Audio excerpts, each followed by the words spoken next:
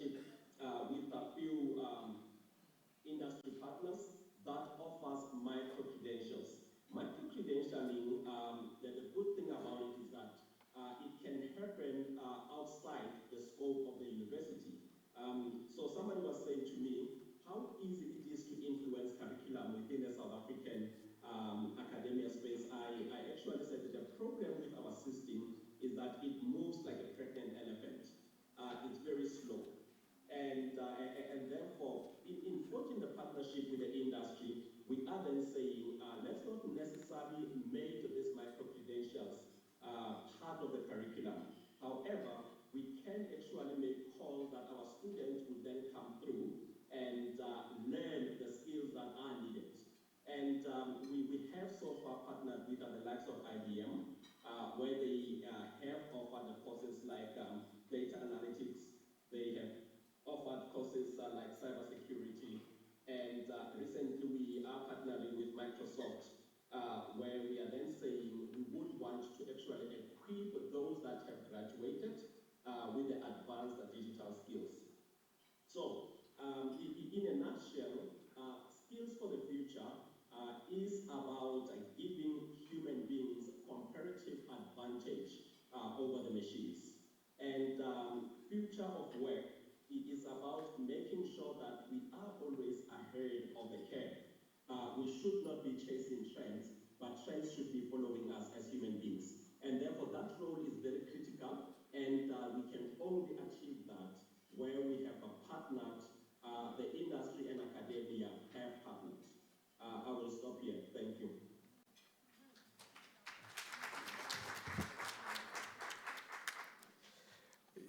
Thank you so much, Mr. Mohlomi. That was really a mouthful.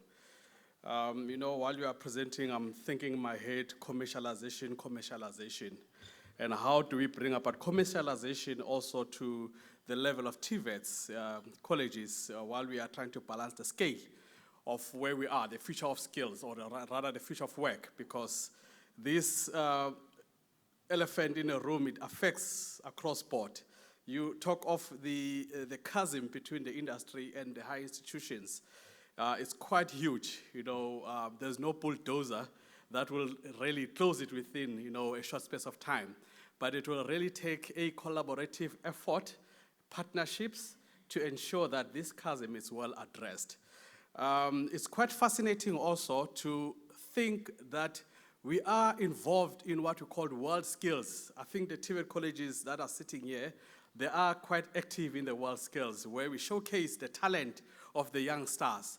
My question that I keep asking myself is, we only demonstrating what they are capable of, or do we convert that to the IP, as you've mentioned, which is the intellectual property, where we can commercialize and ensure that these students from the TVET colleges, they can start looking at, selling the ideas that they are actually showcasing within the world skills. So these are the type of future skills that we need to start enhancing, because we'll keep on going back and referring back to the old apartheid era, where when we were growing up, we were taught on how to write a best-selling CV. There was even a subject talks about the world of work, a best-selling CV, how you project a CV. But we have never been taught on how to write a best-selling business plan. We need to start changing the tables and look at how we can align ourselves for the future skills. Ladies and gentlemen, I'm not going to waste time. I'm going to open for Q&A while we still have Mr. Mohlomi online, so that if there's any question, our panel here also willing and open to sort of give answers where possibly can. I think some of those questions, if are not well articulated, in the panel here, we will also look at answering them during the tea breaks. Anyway, we are trying to stimulate the networking so that we don't operate in silos. All right, can I see by the show of hands those who've got questions so that we control the mic movement? Okay, I've got 1, 2, 3, and 4. Okay, I'll keep it to 4 for now. Over to sir. We're very impressed about what program Tshwane has in place. My question is, isn't this something that every institution of higher learning should have in place? And what is the move that not having a standalone or a standout example of future preparing students, but isn't that something that every institution should be having as part of their makeup? Sure. And what moves are being made to do that? Cool. The next hand, the gentleman with a black jacket.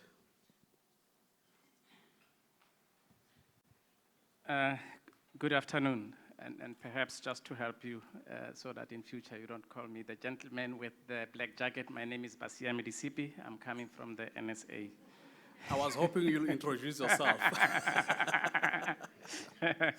Yeah, so, okay, thanks. And thanks to, okay, yeah, they're asking me to stand up. Okay, thanks. And thanks to all the presenters that has, just given up some quite interesting information. I just have two questions. The first question that I have is that, and just to take from Tshepiso from TUT, as he clearly indicated that the,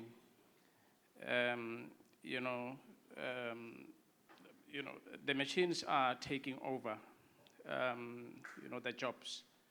And as a result, that renders the human beings very much redundant and some jobs obsolete. And, and he also indicated, and I think the previous speakers also indicated so that there is a trade-offs. The trade-offs is that when the machines or 4IR, take over, that create the new jobs. So there is new opportunities that emerge. But I think the big question here that the presenters are not telling us, and I think we need to know that in South Africa, we need to know, we need to know if there is any research that has given an indication of how many jobs, is the country losing as a result of the machine taking over. That is very much important, So give that indication. Is there any indication of how many jobs? But also, because there is trade-offs, what is this trade-offs, the new opportunities that are emerging? The opportunities in terms of the new jobs that are coming. How many jobs are created by the new jobs that are emerging as a result of 4IR? That is my first question. My second question, I've been listening with quite a bit of an interest. And I'm going to give this, this scenario. Flying here yesterday, in a flight, I sat with some businessmen. And one of the stories that he shared with me is that 4 years back, he sold his business, and he bought a new business, which is a game farm. But he tells me a very interesting story, that he has moved to 3 countries where he established businesses, and he sold those businesses. And the 3rd country that he came to, it was South Africa. And he tells me that he established 2 businesses here in Cape Town. And he tells me that during COVID, he sold one of those businesses and gave one business to his son, and he bought the game farm. But what he was telling me is that there is a lot of opportunities in South Africa. And what he was saying is that, look, he realized that South Africans, they don't realize the opportunities that they have in South Africa, business opportunity for that matter.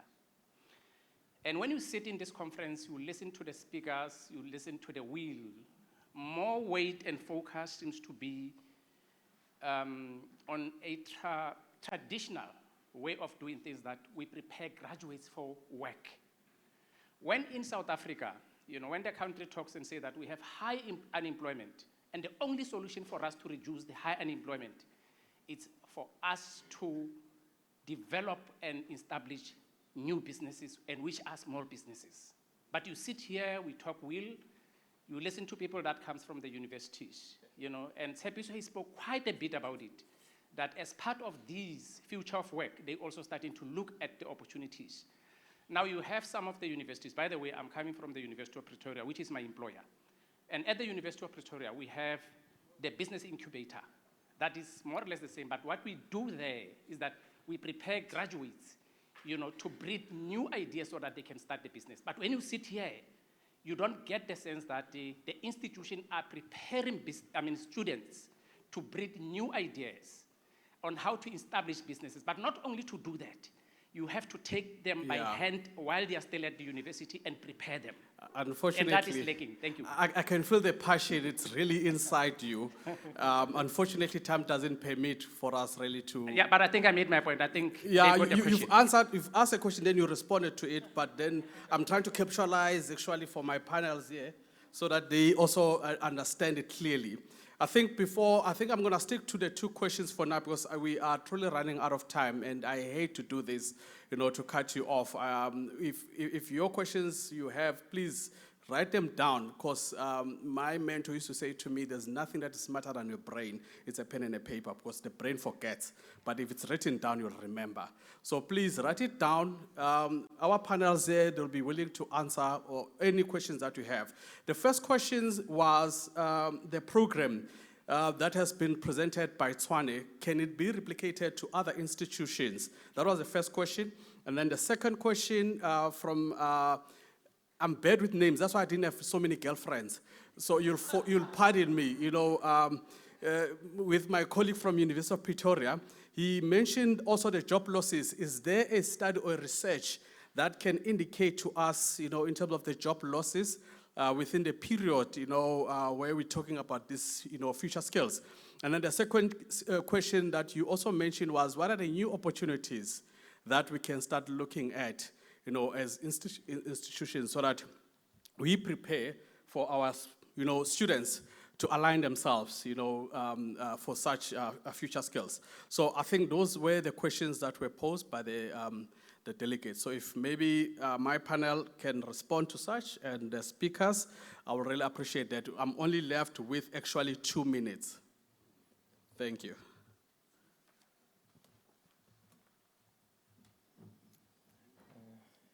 Okay, thank you very much. I don't come from academia, I come from industry. My name is Sembarashim Mhlanga. I'm from Ember Partner Foundation, and I'll respond to the question.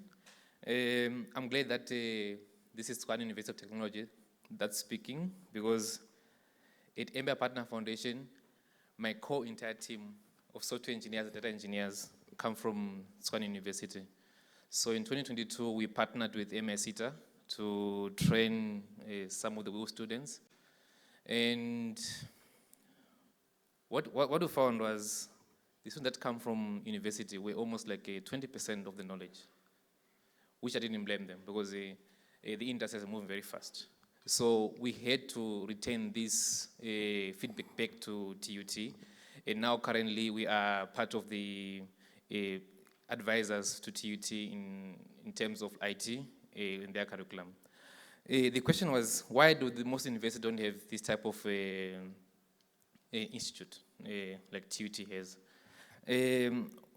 Okay, what we found was, this year around July, I was training some kids that were going to the World Skills Competition from Ember Partner Foundation. We also partners with MSITA. I think academics, lecturers, I know there are a lot of them here, are the biggest hurdle to this thing. I'll say this because they focus more on, I wrote it down, on traditional ways of assessing students. So basically, don't write off the fundamentals, what universities are teaching. They are very critical for someone to go there and actually think in industry. So to understand the fundamentals, let's say if it's computer science, of algorithms, of mathematics, all those things. They're very critical for someone to be a thinker. But what's missing and what this type of institute actually cover is, can someone be continuously assessed, right? So let's say, for instance, someone learn coding in Python, right? Now there's GPT-4 that can do it for you, right? Can you continuously assess someone to say, there's new ways of coding that are on the way. Do you understand how to apply them? So as you can look at other universities in America currently, they are putting like something like generative AI for software development, something like that in IT industry. So basically like the lifelong learning is required. Then the other part is, when someone learns those fundamentals, can they actually articulate them in a simulated environment of like real life environment, right? So basically, we learn about, in MBA, we learn about starting business and everything. But when you come to industry, you'll be surprised that 0 to none, most of the MBA graduates don't know how to sell the products for the company. So you will go into, let's say, to masters and we do all these projects. Industry is not invited to see all these projects, right? So it's a matter of like the lecturers, they teach fundamentals, but they do not want to actually put this in practice. You find that lecturers are very good in the fundamentals, but when they come to say, let's sell these master's ideas, these PhD ideas, they can't sell them because they've never actually tested their products, what they are producing in market and see. So there's this concept, say PhDs, they end up believing too much in themselves, and I agree with that, right? Because in industry, what we face, right, at Empire Partner Foundation, for instance, we focus more in building products for South Africa, and we have startups, like 70 startups currently in our ecosystem. When you go to face a customer and say, the customer, look at my product and buy it, you're given feedback. You beat yourself saying, I wasted all this time, 2 years, trying to build this thing, right? And you don't want to continue, right? So the problem in academia is they believe too much in their research. I'm sorry, academia, such that they would not want to change their methods of teaching. They believe what they're doing is the best. But I want academia to say, can we change where we are teaching? Because you can't be still like be assessing a student in this era where we're assessing someone in 2016, a certain test. Let's say it's coding, for instance. But in this way, if you feed in ChatGPT today, it will produce the same answer, very good. After that, you go give that student 100% in what they do, but they know nothing about the land. So let's try and change the way of thinking, what I think like. Let's try to do the fundamentals. In our assessment of our courses, let's have the practicality part that is applicable to industry. Let's say if the lifelong learning that's applicable is like a major module in the universities, then we're gonna have this type of like institute being in the universities and being included in the universities. Thank you.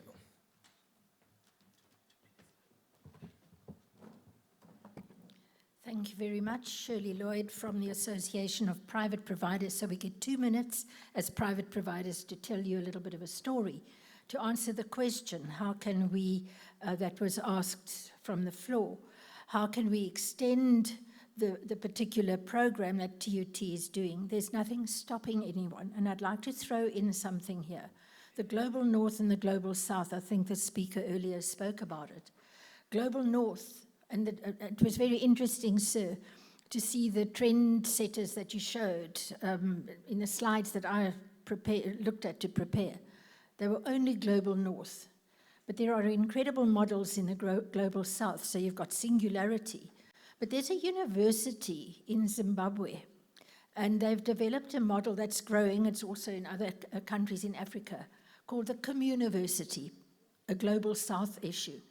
And it's that Communiversity issue that starts looking at taking these very models that TUT has, and by the way, in quite a number of our private higher education institutions, and there are lots of them, from the Henleys, IIEs, Regenesis, Regent, all of those, that are actually very innovative in doing this kind of modeling and very close links with industry. We were asked if there's research, and this is a challenge, I think, to the SETAs.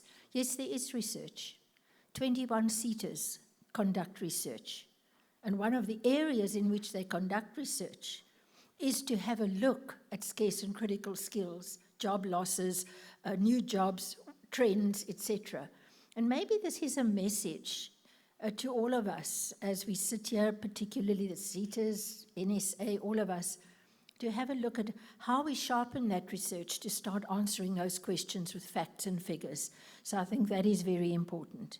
My 2 minutes are nearly up. I want to read you 2 or 3 things, because as the chairperson of the Association of Private Providers, I'm very aware across the wide membership base, and about 44% of our members are private higher ed institutions. So I want to read something that I think we are starting to say and believe that we can make a difference and make it happen, especially in a global South environment, because we're very creative, Context and place makes a huge difference. Our issues are very different to Global North, and the way we manage them, deal with them, what we put into our curricula are very important. So this is a particular quote from a piece of research. The risk isn't people losing their jobs, that was the other question, to AI. It's losing their job to somebody else who knows how to use AI. And this is going to be where a much greater advancement is going to be required. And maybe it's that. What do we put in the curricula? What do we add to? And ETDP CETA is a CETA that has huge responsibility. And just think if every single person going into teaching and every current teacher, because remember, skills development goes both ways, not only the new young people or the NEETs or the unemployeds, whatever, but also the current workforce. If everybody who's in the teaching and lecturing, facilitating spaces were brought back and taught how to use AI in the classroom and how to teach people to use AI so that the machine doesn't replace the person. Something else I want to quickly read to you. It is not that the worker gets replaced by a robot or a machine. In most cases, especially for desk jobs, it's the fact that somebody can do the work better or more efficiently, and that somebody who's educated in the use of AI can actually be more efficient and more productive. And so we have to make sure that we are doing what we can to get AI, to get these new thinkings out there. And by the way, and I'm taking longer than 2 minutes, sir, part of the interesting thing is to look at Gen Z and Gen A. Generation A's are those that were born from 2010 onwards. And how do we start harnessing that energy and what they want, etc., for the future of jobs? But a very interesting thing, that if you read all the trends reports, and I take a deep interest in that in terms of my own research work, supervision work, etc., is the fact that there are certain skills that we all need for the jobs of the future. And you know, sometimes, and that you were speaking about facing back, looking, I call it reframing, Bolman and Deal. That's, you know, sometimes you remember those things, or theory of change type of thing. But it's very, very important if you look back. You know, in South Africa, we fight about the things that we've developed. We're one of the only countries, a first adopter of the National Qualifications Framework among 3 or 4 other countries. And since the inception of our NQF, we've contested it. And we've contested recognition of prior learning, contested articulation, etc. But there was something in the NQF design that was called critical cross-field outcomes. And every single document I've read on the future skills and the trends and all of that, and I come back to our own critical cross-field outcomes. So if we're looking, are machines going to replace us? No.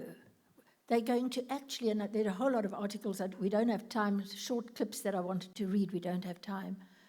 But if we are training people properly, training our teachers, machines are not going to take our jobs. In fact, artificial intelligence, according to the World Economic Forum, will create new jobs. And I think our TUT colleague said it, as did that colleague over there. So my encouragement is start looking at Global South, looking at the kinds of skills people need for the future of work. Read the articles where they say we couldn't keep those youngsters because they were arrogant and they wanted to be a boss. They wanted a C-suite when they exited university. So we've got a lot of work to do there. Research is happening. Sharpen our research. Integrate artificial intelligence into our curriculums and just go with the flow and enjoy it. Thank you. Okay, thank you to our panels and also to our speakers. I really apologize to keep you really short.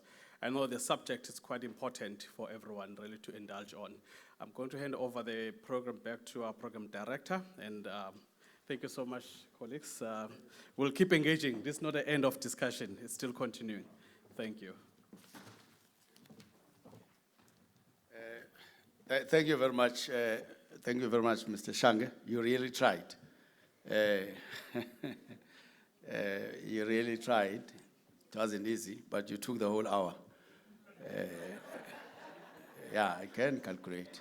Before we left for lunch, no. Before we left for lunch, I gave him 15 minutes. After lunch, he took another 45 minutes. That is an hour. But now things are going to change a little bit. But thank you very much. All this work is very important. And we apologize for those who are really cut short, special business. You really tried, Dr. Floyd, and you did very well. We appreciate. And the guy from the industry, thank you very much. It's so insightful what you are saying. We really appreciate. In fact, all these speeches that are here are very important. There is my friend there from the NSA. We met here, he says, because we served together in those years, he said, hey, I didn't know where you went to. You just disappeared, I think around COVID. Now, I could read his mind. He thought I died during COVID. Now he see me today, and he's, where are you coming from? I told him, no, I'm there. I'm still there in trenches around the corner. I'm still okay. Colleagues, this is what is going to happen. Let me appeal. We have 3 sessions, plenary sessions that are remaining, 4, 5, and 6, before we go for parallel sessions. All these, it has speakers that have prepared their speeches, and we do appreciate that. They were told they will have an hour. Now I'm changing. They are going to have only 30 minutes. And when I'm saying 30 minutes, I'm not saying a speaker will have 30 minutes. I'm saying the whole plenary, U4, with all speakers in that. I heard somebody appreciating, oh, you gave me the whole thing. No, it's not all 30 minutes for you. 30 minutes is for the entire session. Moderate, manage that 30 minutes that will finish your session. Because when the 30 minutes get exhausted, I will stand up.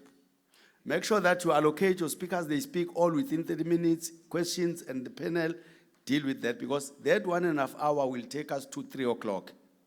And at 3 o'clock, we'll then have a little bit of a break. Then we'll go to parallel sessions, where we are going to finish our business for today. So I really appeal to all of you. I know you prepared very good speeches. If we can just limit them. Now, our moderator is going to be one and only friend of mine, Dr. Thabo Mashangai. Engicela ukuthi eze ngaphambili azothatha before ngithola ama instructions lapha ku-SG. Whilst eza ngaphambili uThabo, ngicela simshayele izandla.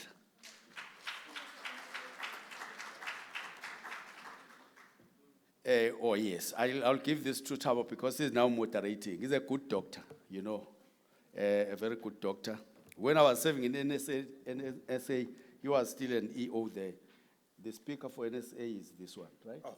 Yeah. Please take over, Doc. Okay. And the clock is ticking. Thank you very much, Program Director. I'm actually trying to align my time. As I'm doing so, can I request all speakers for this session to come up front? All speakers for the session, please come take your seats. I'm looking, it's 13:30 now. And the speaker for NSA will be Me Lazelle van Krambert. Are we all here? Shall we give a round of applause together with the rest of... Okay, without any waste of time, our focus for this session is quality standards for will.